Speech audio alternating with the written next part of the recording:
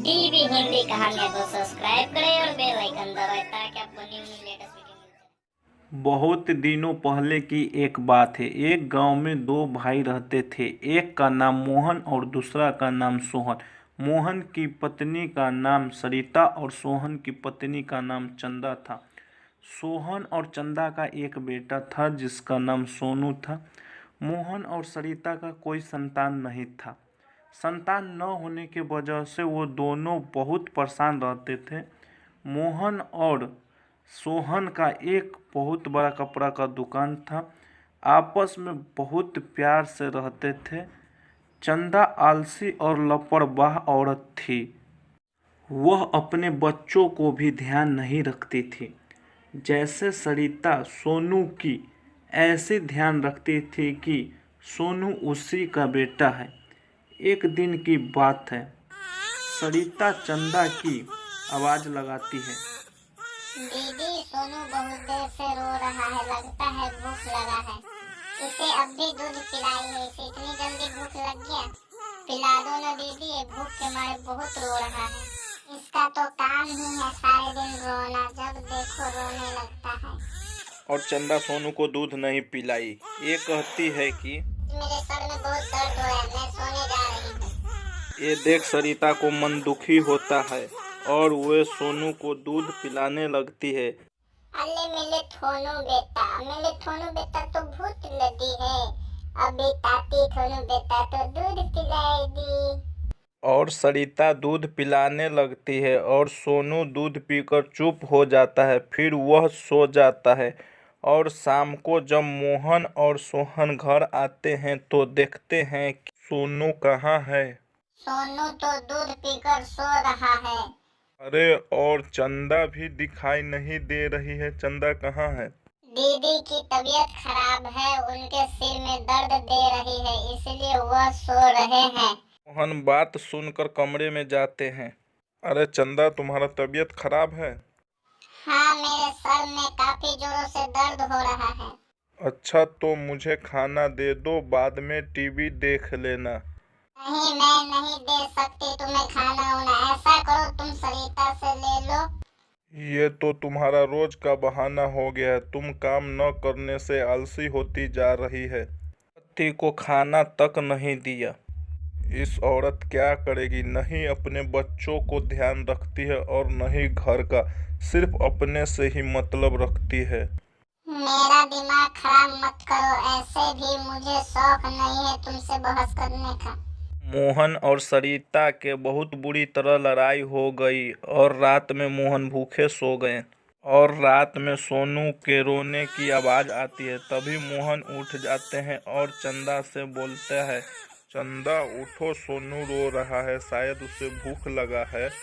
मुझे सोने दो ना, ये ऐसे ही रो रहा होगा, अभी चुप हो जाएगा। तुम कैसी माँ हो जो तुम्हें अपना बच्चा भी दिखाई नहीं दे रहा है कि वो रो रहा है। ये भाषण बंद करो और मुझे सोने दो। और चंदा को मोहन के बातों को कोई असर नहीं होता तो मोहन सोनू को गोद में उठाकर रसोई घर में दूध पिलाने जाते हैं और सोनू को खिलाते हैं। ले मिली राजा बेटा को भूख लगी है, अब भी पापा राजा बेटा को दूध पिलाएगी। लो लो लो। तभी वहाँ सोनू के रोने की आवाज़ सुनकर सरिता आ जाती है। वह मोहन से कहती है, भैया, ये सोनू क्यों रो रहा है? शायद इसे भूख लगा है। मैंने चंदा को कहा, पर तुम्हें पता है ना चंदा का। कोई बात नहीं भैया, लाओ सोनू को मुझे दे दो, मैं दूध पिलाती हूँ। ये देख मोहन कहता है, एक वो माँ जिसने जन्म दिया लेकिन अपने बच्चों को कोई परवाह नहीं है, और एक ये माँ जिसकी कोई अपना औलाद नहीं है, फिर भी दूसरों को बच्चों की अपने से भी ज़्यादा प्यार देती है। भैया, आप भी ना कैसे बात कर रहे हैं? सोनू मेरा भी तो बेटा ही है ना। भैया, सोनू को मैं अपने साथ सुलाने ले जाऊं? हाँ हाँ बिल्कुल। कुछ दिन बाद सोनू थोड़ा बड़ा हो जाता है और वह रोड पर चले जाते हैं तो सरिता उसे पूरे घर में खोजती है। सोनू नहीं मिला। वह ढूंढने लगती है तो वह रोड के पास जाती है तो देखती है सोनू को रोड पे। फिर उधर से एक गाड़ी आते देखती है। सोनू को बचाने के चक्कर में रोड पे चली जाती है और गाड़ी से टकरा जाती है। सरिता को गाड़ी से टकराने से मौत हो जाती है। सोहन और मोहन उसे देखकर रोने लगते हैं और वह फिर अंतिम संस्कार सरिता को कर देते हैं।